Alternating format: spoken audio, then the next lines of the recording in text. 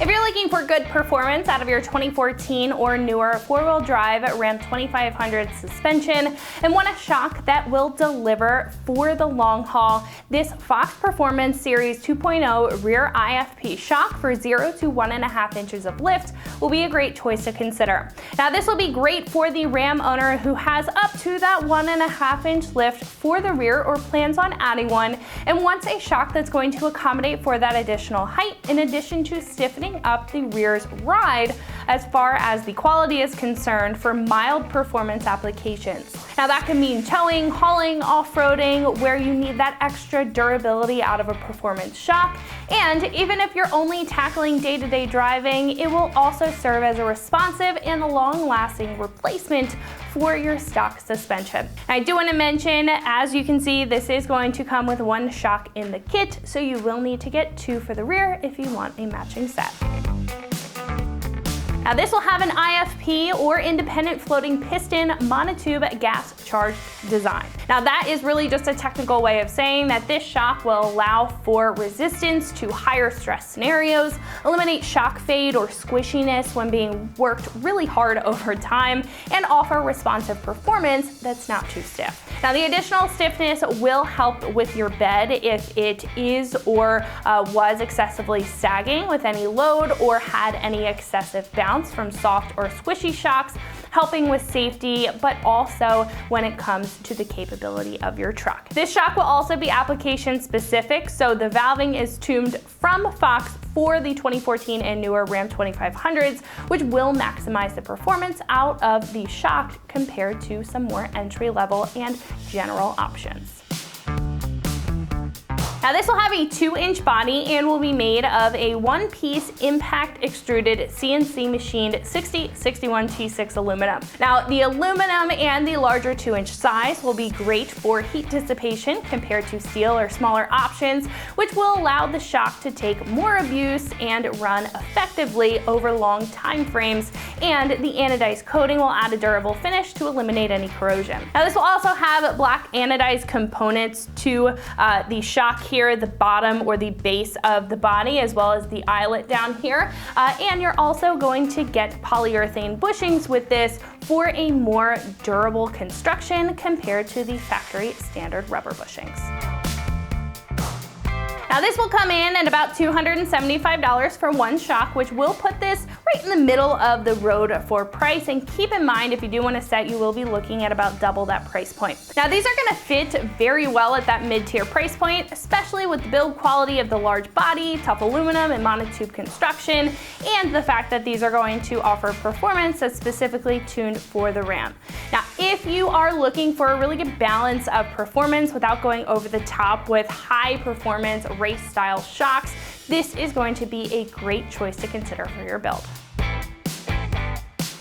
Now, for one shock, this is going to be a 1 out of 3 wrenches on the difficulty meter and should only take about a half hour or so to get this installed. Now, of course, with two, you will be looking at about double that time frame, but at this point, we can head over to our shop and check out a detailed breakdown, whether you are tackling this job at home or you're just curious about the install. So that is going to wrap it up for my review. Let's go ahead and get into it. For this install, you will need an impact, an adapter if necessary, a 21mm socket, a 6mm Allen wrench, 8, 19, and 21mm wrenches, a pair of channel locks if needed, a pry bar, and also not shown here is the jack and jack stands.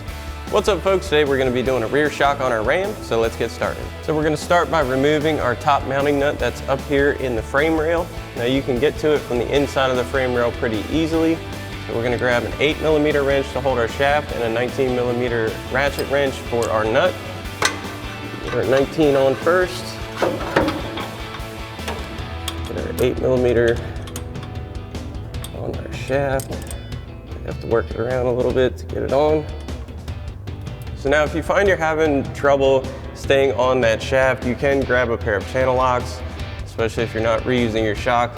You want to grab the upper cover of your shock body, grip onto that.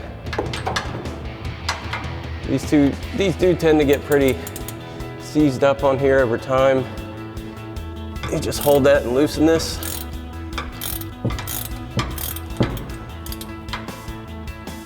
And once we have that loose, we should be able to spin it off.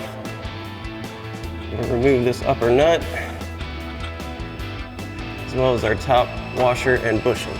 Now that we have our top nut off, we can come down to the bottom mounting point and remove our mounting bolt. So we've got a 21 millimeter socket on our impact, a 21 millimeter wrench.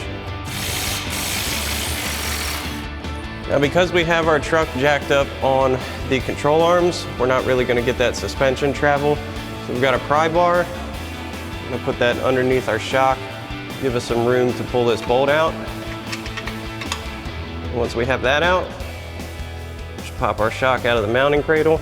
We can work it out of the top.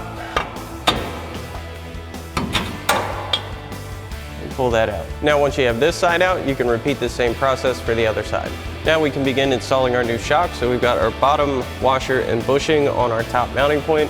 We're going to send that up through the frame rail, add in our top bushing and washer, as well as our mounting nut. So we'll send this up and through. Make sure that gets lined up with our mounting hole. We'll get our bushing and washer in place, followed by our top mounting nut. Now we're just going to leave that hand tight for now, and we'll get our bottom mounting bolt in. So now we'll get our bottom mounting point in position. Now we may have to bring back that pry bar to leverage this up. So what we'll do is get that in, just work this up a bit. We can reinstall our 21 millimeter bolt. Get that all the way through. Reinstall our 21 mil nut. And we'll tighten that back down with our 21 mil socket and our 21 mil wrench. So now we can tighten down our upper mounting nut. Now our new shock uses a 6 millimeter Allen to hold the shaft in place, and again our 19 millimeter ratchet wrench. So we've got a 6 millimeter Allen socket on our ratchet and our ratchet wrench. We'll get under there and start tightening this down. Now we did have to switch out to a traditional Allen wrench because that socket was just too tall. Now we'll tighten this down. Now once you've got this side on, you can repeat the same process for the other side, and always remember to tighten your hardware to the manufacturer recommended spec. Well folks, that's going to wrap up our review and install of our Fox Performance Series 2.0 rear IFP shock for a 0 to 1.5 inch lift for your 14 and newer 4-wheel drive Ram 2500. Thanks for watching, and as always, for everything Ram, keep it right here at AmericanTrucks.com.